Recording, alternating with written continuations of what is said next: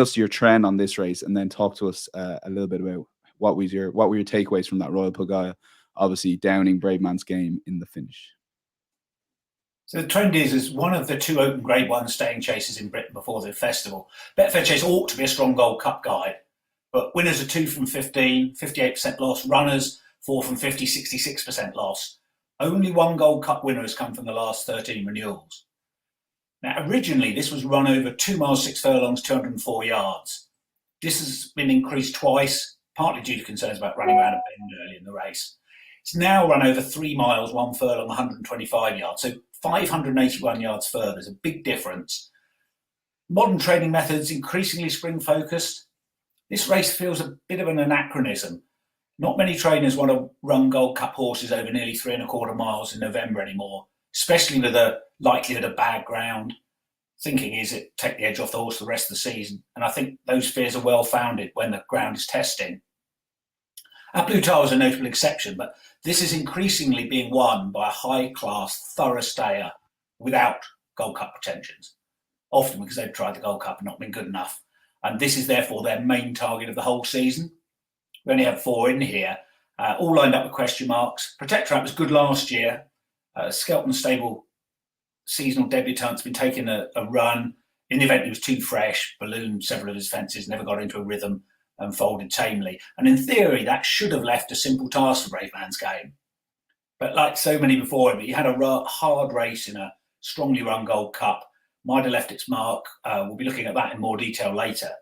If anyone can get him back, it's Paul Nicholls, but he looks one to take on now. Royal Pagaya was well backed, yard in form. Whilst bottom of the ground was suited ideally, the time suggested it was genuinely soft, which is a big help to him. Put it in context, his Grade 1 record, he'd been beaten 49 lengths, 22 lengths, 18 lengths, 31 lengths, 14 lengths, and 24 lengths. It's his 7th season chasing, 21st chase start, so you can hardly imagine he's improving. He really deserved his day in the sun, but I can't see this having any bearing on the Gold Cup. Okay, yeah, well, you mentioned though that Grade 1 form from Royal Pagaya, and Charlie Post put him up on the podcast. Shout out to Charlie. Had a number of winners in the weekend preview, so do check that out. That'll be out on Thursday this week. Don, I found that trend very interesting. So, like, where do we go if you want to maybe go through the 4 horses? Because in some ways, Brave Man's Game, is the Gold Cup taking it out of him? Some people are even saying Cork Rambler could be the one to take out of this race. And then you also have the Dan Skelton form, which might excuse Protectorate. So what were your takeaways from that race? Because I know it was only 4 runners, but there's a lot to talk about here. No, it was interesting. All of that, like Brave Man's Game, I know it's easy in hindsight, but it was a bit of an afterthought for him, wasn't it? After the Charlie Hall, it's only 3 weeks of a gap. It's unusual for horses to take in both the run of the Charlie Hall and the Betfair Chase. And yeah, I fully agree with Matt there. Like Brave Man's Game, he's, and like maybe it's the Gold Cup last March. He had a very hard race, as did the winner, Galopin Des Champs, and we'll come on to that when we talk about the John Durkin Chase, I'm sure. But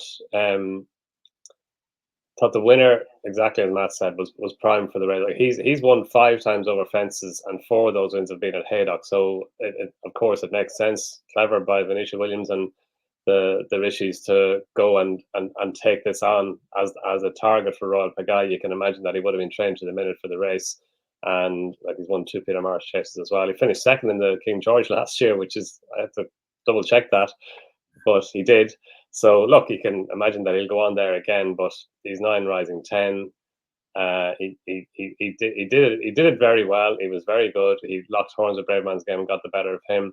Protectorate was just disappointing, wasn't he? He ran maybe a bit keenly early on. It wasn't his running, and obviously he's a Haydock horse as well. So you have to allow him that, and hopefully he'll be able to bounce back. It was his first run of the year, and the Dan Skelton horses, they seem like they're running into form now.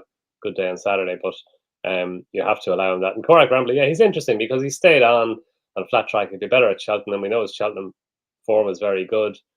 His Cheltenham Festival form as well, and he's the Grand National winner. So he's probably going to have to step up again if he's going to be involved in Grade 1 races later in the season. And he's 9 rising 10 as well. So it's hard to see that he's going to improve much, for all that he was a seriously impressive winner of the Grand National. So for me, he still has to take that leap from top class handicaps into Grade 1 races. So yeah, you just think on Cork Rambler, is he more likely to go down the Grand National route again than the Gold Cup, or like is he sort of caught between two stones at the moment, trying to decide which race, or connections trying to decide which race for him to ultimately go for in the spring? Yeah, like he's £13 higher now than he was when he won the Grand National, and but he, you could can you argue that he would have won the Grand National with £13 more? Of course you can. So that would be a legitimate target for sure. I just think that you can see him running well in a Gold Cup, maybe staying on to challenge for places, but it's hard to see him being a Gold Cup horse, I think. Yeah, Matt, final word for you on Cork Rambler. It was just not the talking horse, but a lot of people were making the case for the Gold Cup at a massive prices. But it is maybe traveling through that race, maybe the first 2/3 of it, that might see him under pressure and maybe not keep pace with the leaders. Yeah, and you do get plenty of steadily run Gold Cups, which he'd have no chance in. So I'm with Donn. I would definitely go target the Grand National, because he pulled himself up in front, not for the first time last year, won with a ton in hand. So, yeah, can he defy a £13 rise? Who knows? But I definitely think he's got a much better chance of winning that than he has the Gold Cup. Okay, yeah, Royal Pagaille, impressive winner of the Betfair Chase, but maybe as the trend alluded to, maybe not the best trial in terms of looking for the Cheltenham Gold Cup. We will move on to Stayers Handicap Hurdle at Haydock, which was an interesting race. Maybe, Matt, you give us the trend and we'll let Donn start this one now. So this is usually an ultra competitive and high class handicap. Been an excellent guide to the festival, producing 11 winners from 92 runners since it was introduced in 2005. 137 point, 149% profit backing them blind. To put that in context, this century, that's more winners than any other handicap hurdle. And Cheltenham's December Gold Cup of 12 is the only handicap chase to have produced more festival winners. And given this race didn't start until 2005, you could argue it's the best handicap all season to be looking for festival clues from. Been a good guide to the two obvious festival races. Horses on the up through the handicap ranks to conditions races done well in the Stayers, 3 from 13, 49 point, 380% profit. And in the equivalent handicap at the festival, the Potents, runners are 3 from 35, 23.66% profit. The three winners finished 5.52 at Haydock. Many punters don't focus enough on the fact that form from the best handicaps is such a good festival guide. This looked at another strong event and form that's well worth following at the festival generally, but especially in the Potents final and the Stayers. Okay, yeah, Donn. So Slate Lane won the race. Crambo, many people's maybe not a dark horse for the Stayers in third. Did you see a Stayers or perhaps a Pretemps winner there in that race over the weekend? I thought they were fascinating stats by Matt. I hadn't fully realised the potency of this race on the Cheltenham Festival, but like they're probably going to all have to improve if they're going to be Stayers Hurdle horses. I know there was talk about Crambo for the Stayers Hurdle before the race. From his owner, really putting the big bet down. Yeah, but look, he stayed on. He probably didn't have the race run to suit. He was out the back in a race in which the pace held up well. For all that, it did look like they went a good pace. Just reading Emmett Mullins afterwards, he said that he asked or told Dunnamiler just to start off on the outside, see where the pace was going, and then decide what to do. And Dunnamiler, in fairness to him, he figured they weren't going fast. He moved forward up the outside. He was wide around the first turn, but obviously he decided that he'd swallow that in order to get into the position that he wanted, and then he got to the front and he didn't see a rival. I thought he was very good in winning it. He was one off 127. The handicap again was £6 for that. 133. You can argue he's a well handicapped horse still at 133. I know the race was the target for him. Emmett Mullins said after that once when he won his maiden hurdle at Cartmel back in June, this was the race that he'd earmarked for him. So he's such a good target trainer, such a good trainer. Lon Stodd, but he's a great target trainer. But no, Slateley was very good. Fine margins. First run for Willie Mullins, stayed on well. He was a big drifter in the market, wasn't he? I was at Punchestown, obviously, and I just saw his SP. I couldn't believe it was 22 to 1 shot. And Crambo, yeah, like when Paisley Park won it, he was rated in the 140s, wasn't he? I think low 140s, and then high 140s. Just seeing here, he went up to 152 for that, and then he won the long walk, won the Cheltenham Cleve Hurdle, and then went on and won the Stayers Hurdle. So can you see Crambo doing that? Maybe, like, he's a 6-year-old, he's got youth on his side.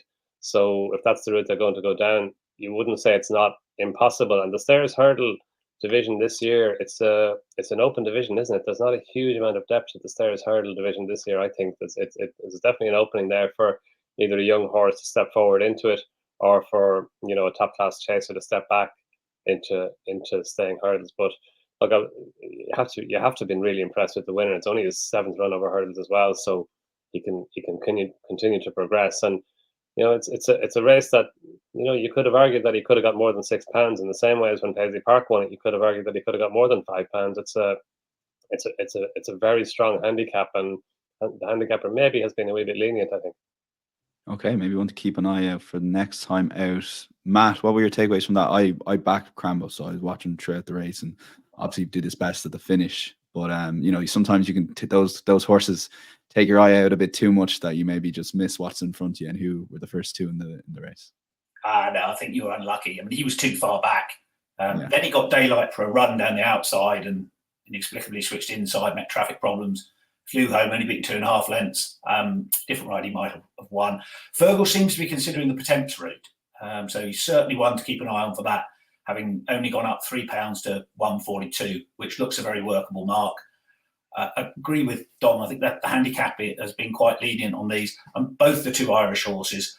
And then they're coming over certainly made this look another strong race. They both look decently handicapped still. Thought Donn and May was excellent on the winner.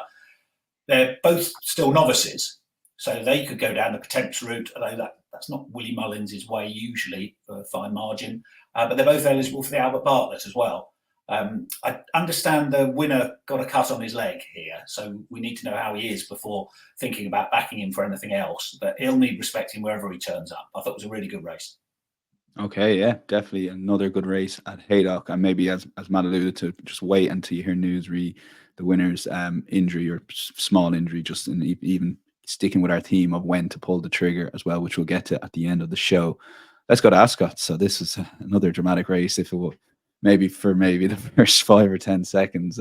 Matt, bring your trend in. You come in, but as I told you over the weekend, I had football on, I had Punchestown on. I was trying to keep an eye on this race. I said I'd watch towards the end, but I managed to get it on at the start just to see Shishkin in the distance, not following the runners, and I just couldn't believe it. Yeah, it had been on the cards potentially. The trend is that until 2009, this was a big intermediate limited handicap. Its early incarnations, Grade 2, produced 3 Ryanair winners first 7 years. Alberta's run and Vateur did the double. But Vateur in 2015-16, the last festival winner this has produced, only 3 runners from this have made the festival in the last 4 years, and I'm doing better than 8th. And after 2 or 3 weak renewals, this looked very strong. Shishkin, the Ascot Chase winner, Pictor Melling Chase winner, won 2 of the 3 open Grade 1 chases at intermediate trips in Britain. But Shishkin had been looking to get his own ideas about the game last season. First time cheap pieces. Didn't look enthusiastic at the start. Planted himself when the flag went up. Nico got him going forward, but the others quite rightly tactically stopped. So he had to stop. And then he wheeled round and didn't want to go. He has got quirky. I have no idea whether he'll do it again in the King George or jump off as sweet as a nut.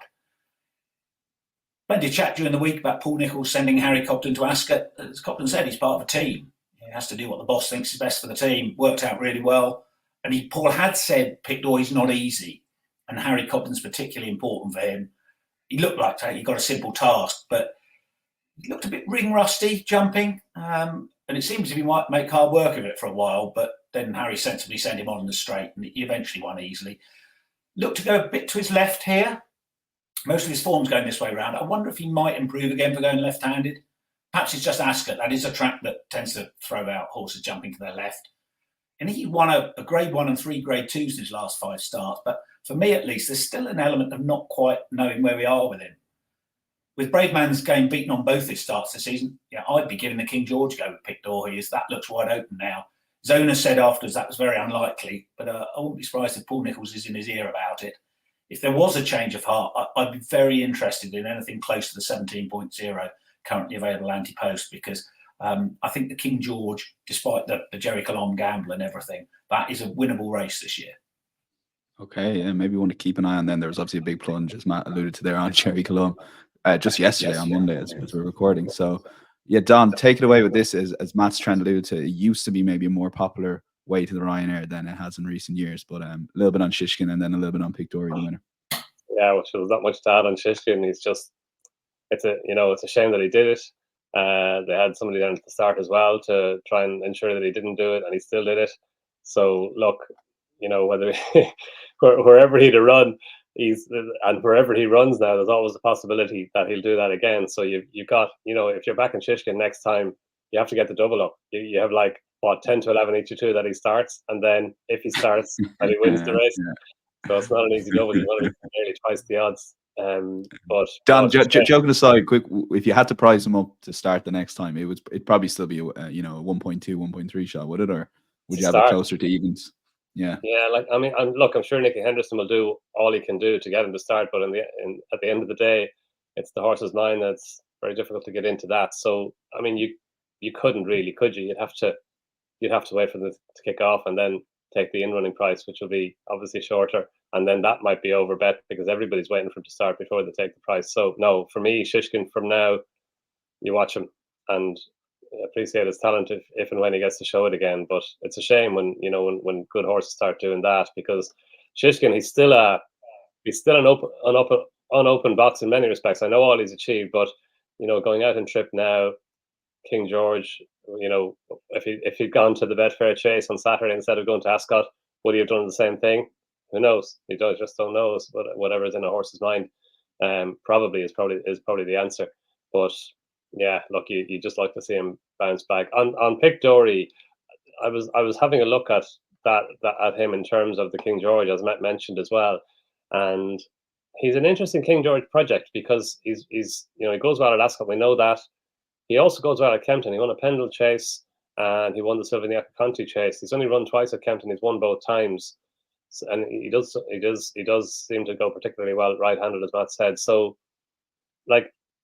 he wasn't at his best on Saturday. It took him a little while. Going to the home turn, Strawfan Jack was upsides, and just for a few. You never thought he wouldn't win. Then after that, but I was looking at a replay of the race, like you, Daniel. I came into the press room at Punchestown and just saw the finish of the race, and I was like, where's Shishkin?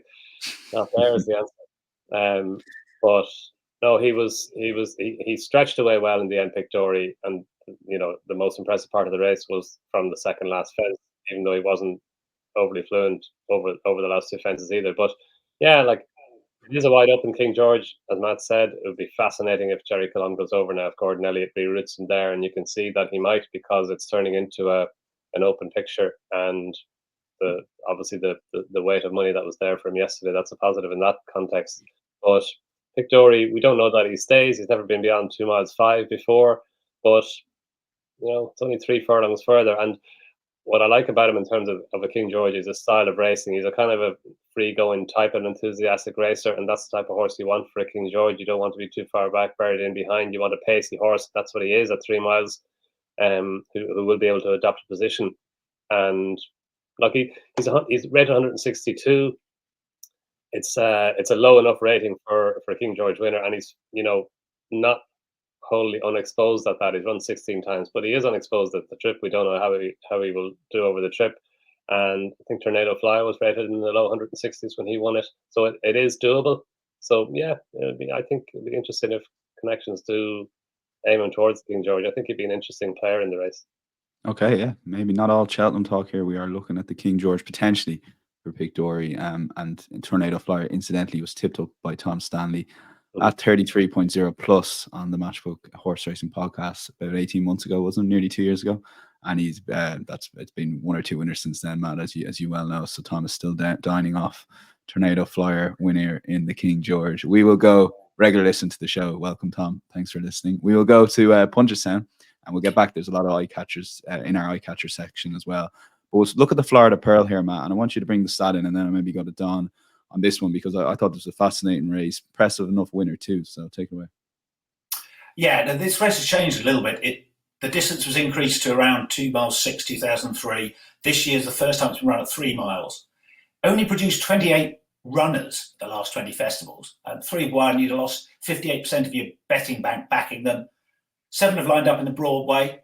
Fair record, 3F2, 3F14, and often novices running at 2, 6, 3 miles at this stage of the season step up to marathon trips later in their campaign. 10 have lined up in the National Hunt Chase back in focus doing the double. But this did look a stronger renewal of a race that hasn't actually been that strong a race typically in recent years. Okay, yeah, Don, take it away maybe a little bit on those stats. And what Matt's saying is, like, horses that start at the right trip for Cheltenham don't end up going there, which blows my mind. But it just you need to gradually ease your way into a season, I guess, particularly as a novice. That seems to be the way, all right, Daniel. Yeah, look, I think that the step up from 2 miles 6.5 to 3 miles, I don't think it's a bad move. The Drinmore Chase is next weekend at Fairyhouse, and the Drinmore is over 2.5 miles, and that is usually a race, the Drinmore, for staying types of novices, as in horses who are going to, as you're saying exactly there, Daniel, move up in distance, take in the 2.5 mile race at this stage of the season, usually on soft ground, with a view to stepping out and trip later in the season. Like, it's very unusual for Drinmore horses to come back and trip unless they have to. It's normally a stepping stone to going out and trip, and it's a RSA chase or a Brown Advisory Chase type race. The Florida Pearl Chase, the distance was quite similar, but now it's a 3 mile race, so it is obviously it's for a more staying type. And yeah, look, Flooring Porter was one of the stories of the race. He seemed to be in a nice rhythm for Keith Donoghue early on, and then Church Sun Warrior, who unseated at the first fence, he just came up on his outside and he was just annoying him. And like, he wasn't impeding him, but he was there in his eye line. And Flooring Porter, being Flooring Porter, just he like it was a project anyway for Gavin Cromwell and his team, going right-handed to see how he's getting on. We know that he goes to his left. He's obviously the Jewel of Stayers hurdle winner, but he does jump to his left. He was very good in winning at Cheltenham on his debut this season, but obviously Cheltenham is left-handed. But so going back right-handed, you know, it would have been interesting if the loose horse hadn't been there, how straight he would have jumped, because he was only a little bit to his left early on until the horse came up on his outside, and then he was continually to his left. So I think you can allow Flooring Porter, you can give him a pass for this, and I doubt we'll see him right-handed again. There's no need really to go right-handed again. I think all the logical next steps for him, there can be a left-handed track, so that's a positive for him. But Favre de Champtoo, thought he was very, very good. Like, he had to turn around a length and a half with Affordale Fury. Affordale Fury beat him in that beginner's chase at Galway. That's always, or well, often, a very good pointer to the future. But Favre de Champtoo, he led early on that day, and Noel Mead's, or Affordale Fury's trainer, Noel Mead, he'd won the previous 2 renewals of that Galway race. He completed a hat-trick when Affordale Fury won it. Now look, Affordale Fury wasn't at his best. Obviously, Sam Ewan actually had a little look down on the run down the back straight to check that everything was okay, and it seemed to be okay, so he continued on, but it wasn't his running. Whereas Favre de Champtoo, he jumped very well. He got into that rhythm. Like, he was a high class thing hurdler from last season. He won the Grade 2 novices hurdle, the Doran's Pride race at the Limerick Festival last season, and he's a horse who, like, I thought he ran a big race at Galway, having led for a lot of the way, and then stayed on when Affordale Fury passed him. The two of them finished miles clear, and this was obviously a step forward from that. I thought it was a really nice performance, but as Matt was saying there, he's possibly more a National Hunt Chase type horse than a Brown Advisory horse. I think he majors on stamina, and again, as you were saying earlier on, this race at 3 miles at this point in the season, you can easily see him going out and trip. But no, he could be a big player in a National Hunt Chase, I'd say. Okay, yeah, Matt, like, 2 things on that. Firstly, Flooring Porter, I think he nearly endeared people more again to him. It was one of those races you couldn't take your eyes off it. And, like, you know, I know the loose horse was causing a lot of havoc there, but Gavin Cromwell straight away said we won't be going right-handed again, or basically said that. Favre de Champtoo, what Donn said, with a view to maybe looking at Cheltenham, or maybe his next targets from Christmas and the stepping stone to Cheltenham. Where will he ultimately end up come March in terms of race in your head after that performance? Okay, so Flooring Porter, he doesn't take a lot of distracting, does he? It was a bit of a shame, because it would have been a good early tie-in of the British and Irish form, because he obviously beat Broadway Boy at Cheltenham, who then franked the form at the November meeting. As Donn said, Sam Ewan was looking down mid-race a couple of times in Affordale Fury, so probably give him a pass as well. Sandor Clegane, I was a bit disappointed with him. He's beaten pretty easily.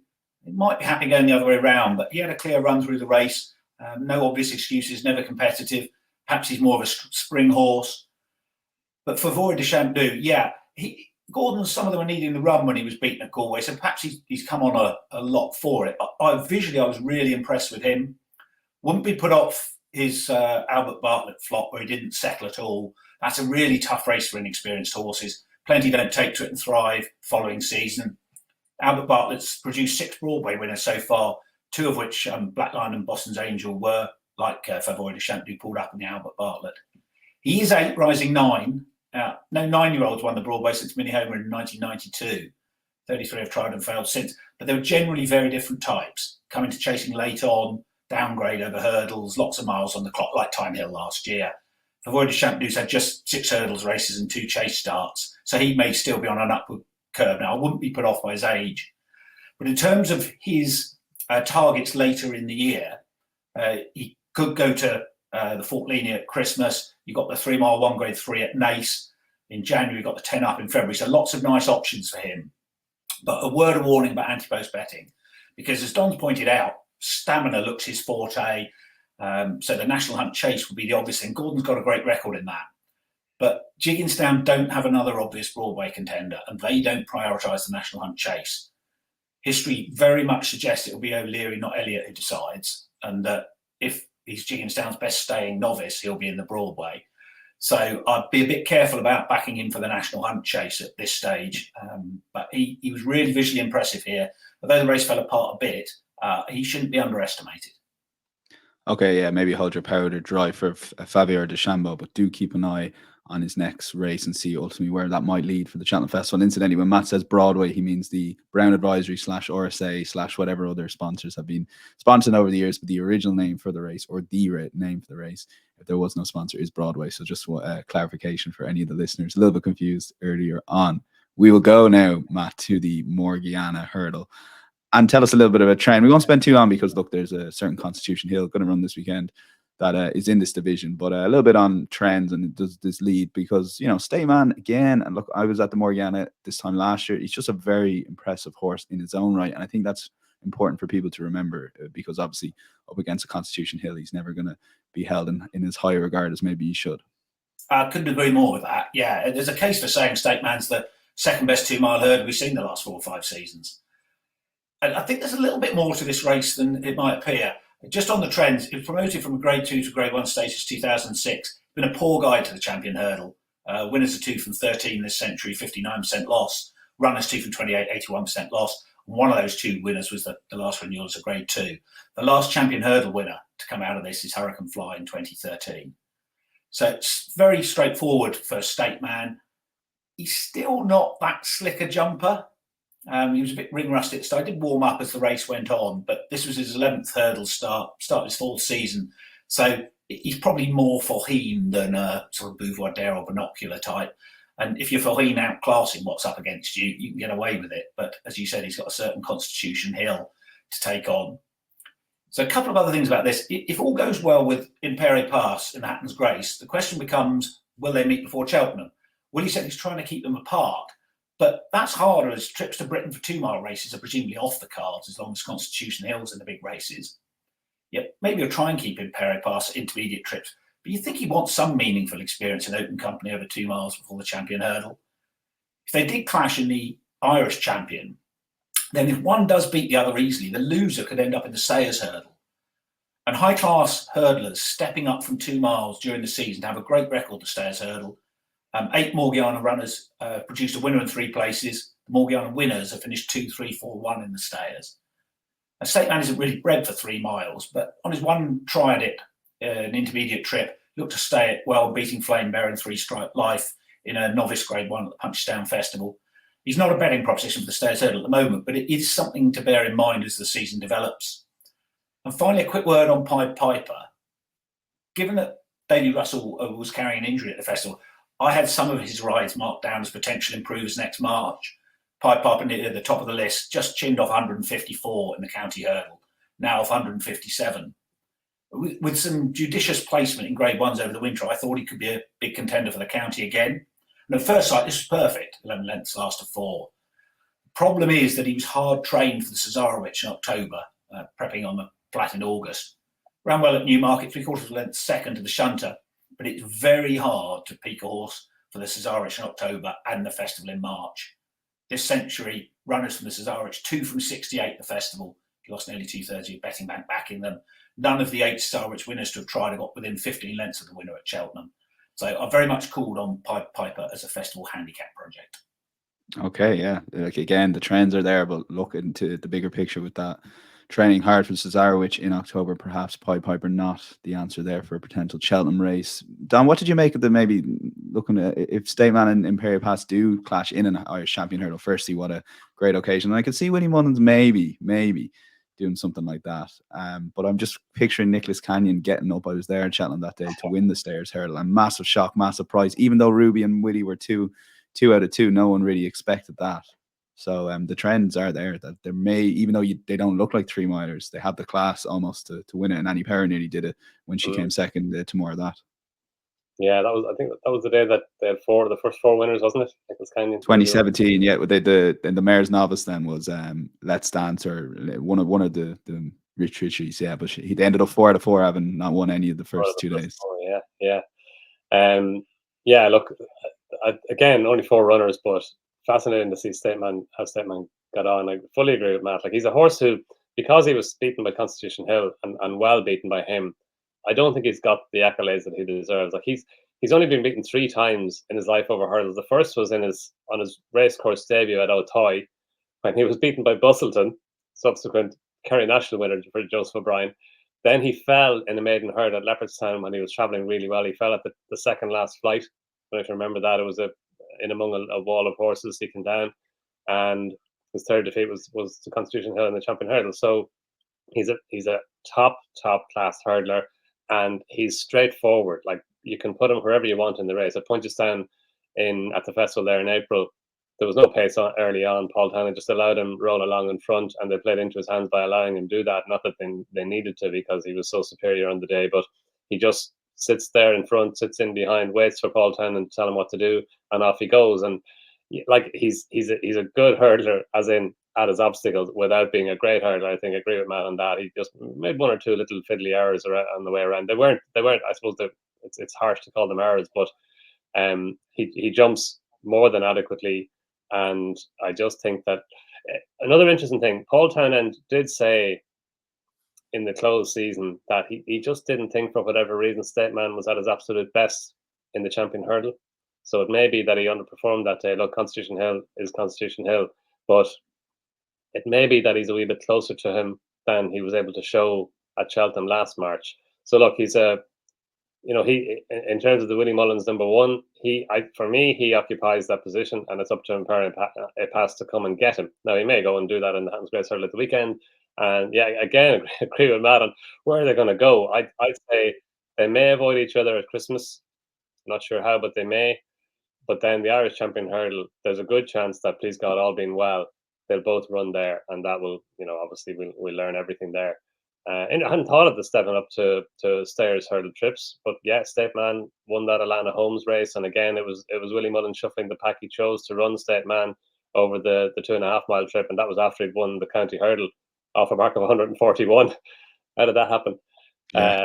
But he stayed the 2.5 miles well that day. If he had to, could he go out and trip? Yeah, I'm sure he could. He's a 6-year-old rising 7-year-old, ideal race or ideal age.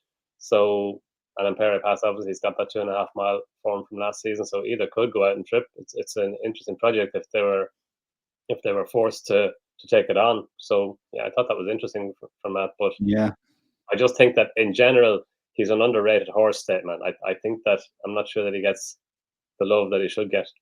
Yeah, no, I think he does in Ireland, but in general, I completely agree with you guys. And very interesting Stayer. I know it's a trap for a punter to fall down the stairs, or he could be a Stayers horse, but maybe one to keep an eye on. I think is the best way of putting that. Let's move on to the John Durkin. Matt, give us your stat on this race here. Fascinating race, obviously, but we'll get to that. Let's just give us the trend quickly, and I'll go to Don. It's a race become a much better festival trial in recent times. The earlier date Don mentioned earlier may strengthen that trend. Overall, this century, winners are 4 from 15, 20% loss. Runners are 6 from 63, 61% loss.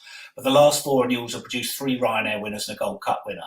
And all 4 were trained by Willie Mullins. When looking at a race in the context of what sort of festival trial it is, you have to factor in the attitude of top trainers to the race. Mullins tends to run his best intermediate trip and staying chases in this. So whilst his yard continues to be so strong, it ought to remain a strong guide to both the Ryanair and the Gold Cup. Okay, Don, I think this is one of these races, as soon as they patch the finish line, you go, of course, fast or slow, manages to keep that form from the Punchestown Festival. Of course, he was well overpriced and the only bet in the race. But at least that was my thoughts as they all crossed the finish line. But great race.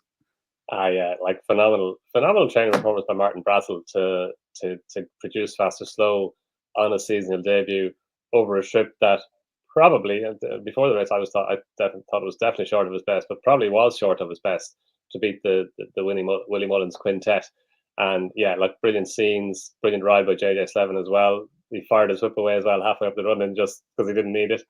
But Fast or Slow was very good, and JJ he gave him a super ride the whole way around. He switched inside when Appreciated was going to his left, so he took the opportunity to go inside, and Fast or Slow kept on well. But like watching the Punchestown Gold Cup last season when Fast or Slow beat Braveman's Game and Galloping the Champ, for me he won that through stamina because they went fast and they kind of got away from him a wee bit over the fourth last and third last fences, but then going to the home turn, they weren't getting any further away from him, and then he stayed on and beat them for stamina. Now, look, as we mentioned earlier on, it may be that Galloping the Champ and Braveman's Game both underperformed on the day, given that they had hard races in the Gold Cup. But Fast or Slow went to Cheltenham as well. Like he was only just beat by Corag Rambler in the Ultima, so he'd been to Cheltenham and back as well. Maybe didn't have the grueling race that the two horses had in the Gold Cup, but he still went there.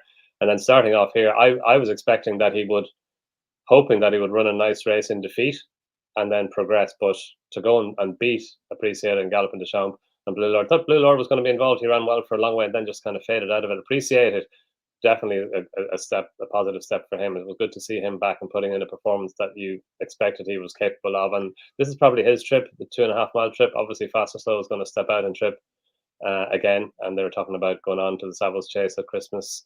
And obviously the Cheltenham Gold Cup, maybe taking the Irish Gold Cup along the way. That would be a busy campaign, but the risks are there and they're the stepping stones. But Appreciated, it was good to see him back. But no, Fast or Slow, they cut him to 6-1 for the Gold Cup after the race. I thought that was big. He's 5-1-ish now. Still think that's big enough. He's a leading player in my book.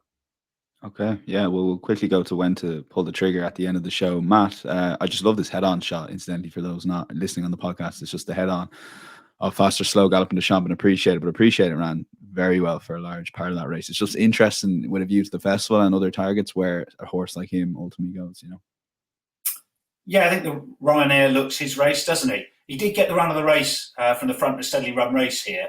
But as Don said, it was a real step forward after going sideways on the run in the Turners. So I think he's best judged after another run. I was really impressed with Fast or Slow here. They went steadily. He showed he had plenty of pace. He'd be a quicker horse than most of his Gold Cup rivals. He did jump a little bit to his right on the more turning old course when narrowly beaten by Corach Rambler in the Ultima. And that was off 150. And his two huge performances since have come on right-handed track. So slight concern about whether he'll be as effective in the Gold Cup, which is obviously on the less turning new course. Other than that, he looks a big player. And the fact that he heads for the Savills at Leopardstown next, we'll get an idea of what he can do on a left-handed track there. Yeah, fascinating race to John Durkin. We'll a couple of horses to pick on before we move into our eye-catching section. So Gaelic Warrior, I might let you take this one, Matt. Just did we learn anything from that race? Yeah, I really liked him. He was excellent over hurdles last season, especially obviously when going right-handed. Stayed a sharp 3 miles at Punchestown, but he's got lots of pace, jumped low, landed running, a little bit to his right. Obviously a riskier technique, but can be rewarding. Looks as if he enjoyed jumping fences. Plenty of good horses in opposition. Did look as some of them were being prepped for another day, so maybe the form doesn't have the substance it might at first sight appear. Willie seems to be favouring intermediate trips or even short trips he's talking about.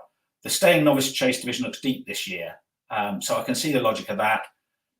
Whether he can go left-handed is the big question. The fence by the best mate enclosure on the old course and also the plain fence between the ditches creates a real problem for a horse that jumps right.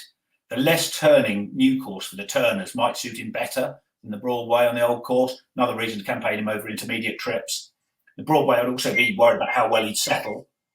So if you're considering backing for the festival, ideally you want to see him on a left-handed track before Cheltenham. Could run at the Dublin Racing Festival. I'd be hopeful. Left-handed track, much straighter in the Ballamore last year, the Fred Winter the previous year, but it is jumping fences, which is different. But he does have a lot of ability. I'm really looking forward to seeing him in a better race. He's as exciting as any novice chaser I've seen so far. Wow. Okay, big compliments from Matt. Don, you want to speak about Classical Dream? Yeah, like just on Gaelic Warrior, like Yep. he was to his right, but he's got some engine. Like the race was over by the time they got to the end of the back straight, and he wasn't stopping. He won by 15 lengths in the end, but he's down considerably. And the horses that he was beating, I know the way you're thinking in Senior Chief, they're 130 plus, high 130, low 140 rated horses over hurdles. So there was substance to the performance as well. And like Cheltenham was right-handed, he'd probably be half the price for whatever his target is. But what is his target? We probably won't know that until declaration time because he's got so many options. I mean, Willie talking about 2 miles, that was pretty scary, but 2.5, that looks to be a strip, yeah.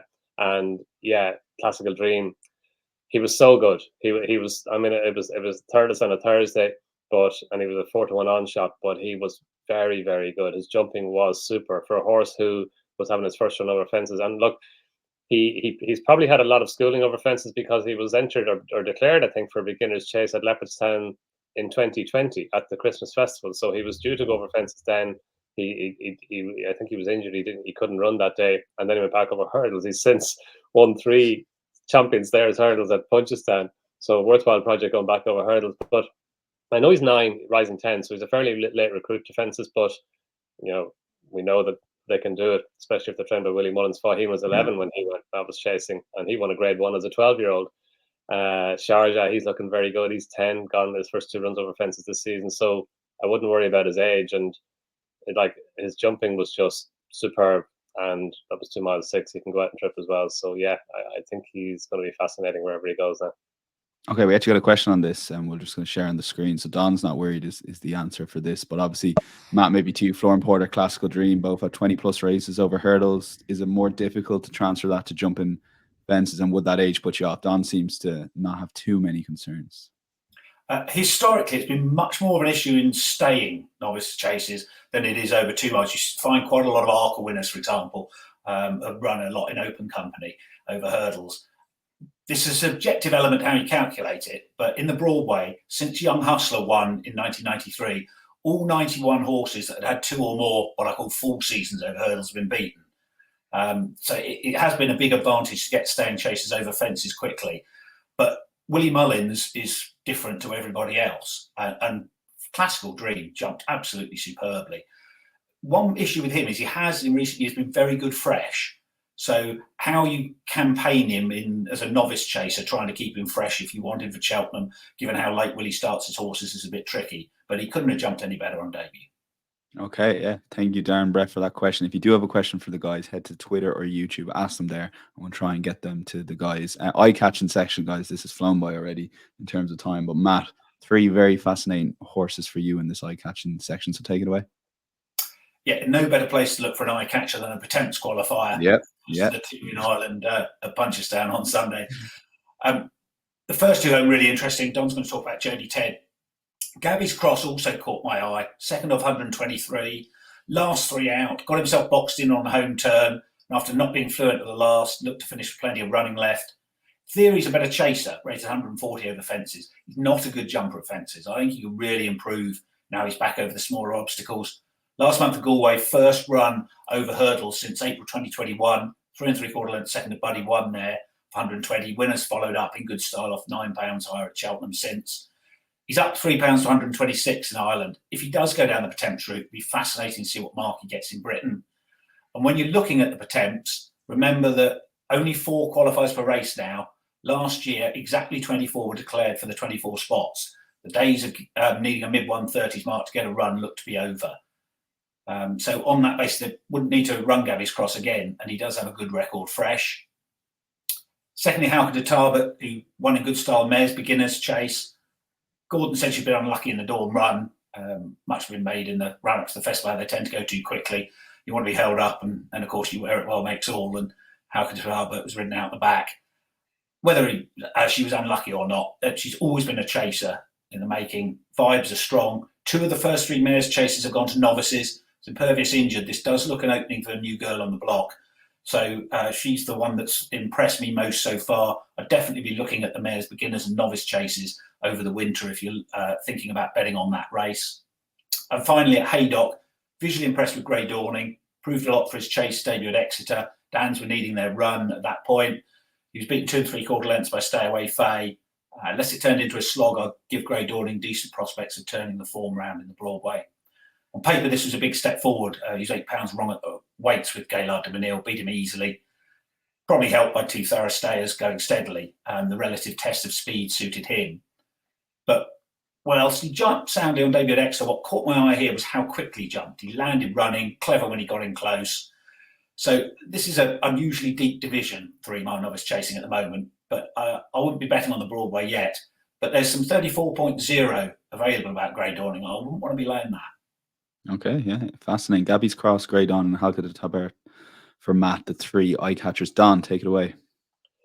Yeah, like in that race, the Punchestown Pertemps qualifier, the 2 horses most interesting going into the race were Jody Ted and Gabby's Cross, and Matt's now Gabby's Cross, so Jody Ted also interested in him. Like this business of going over fences or over hurdles off a hurdles mark that's way lower than your chase mark. Maybe it's just my sense of it, but I think it happens more often in Ireland than it does in Britain.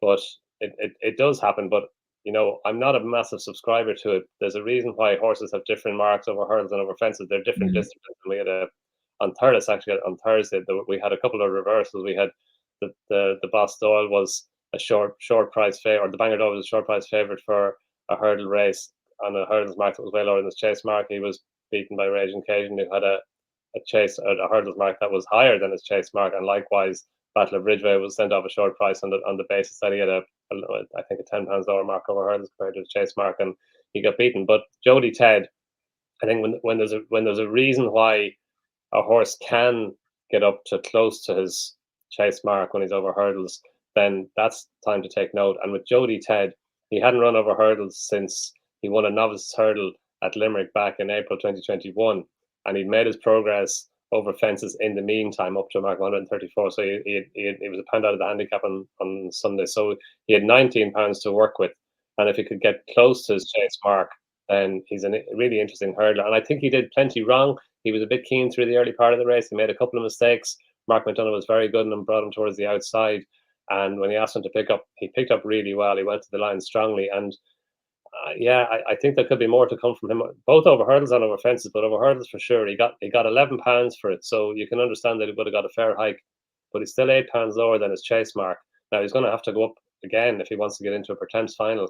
But like, I know Owen Griffin's horses, they're in really good form now. So I think wherever Jody Ted goes next, he'll be of interest, and longish term, then it'd be of interest for a Pertemps final if that's his target. San Seagal, the other one, the second one, I just thought he was very unlucky. He came to win his race. He went on. He'd been keen last time he ran at Ascot in a race that Boot Hill won as well. And but after he kind of had them all stretched out in the run around the home turn. And after he was passed, he rallied well and he stayed on to finish third behind Boot Hill. Then on Saturday, they held him up in behind. David Noonan just manoeuvred him through. He got to the front rank on the run to the last and came down. Whether he would have won or not, I'm not sure, because Boot Hill does find plenty for pressure. He sees out this trip well, but he'd have finished a good second at worst. So he's only 5.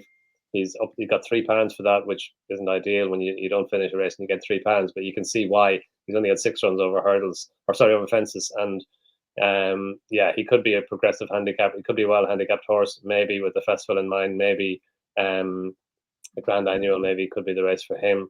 And then the third horse is Mighty Bandit.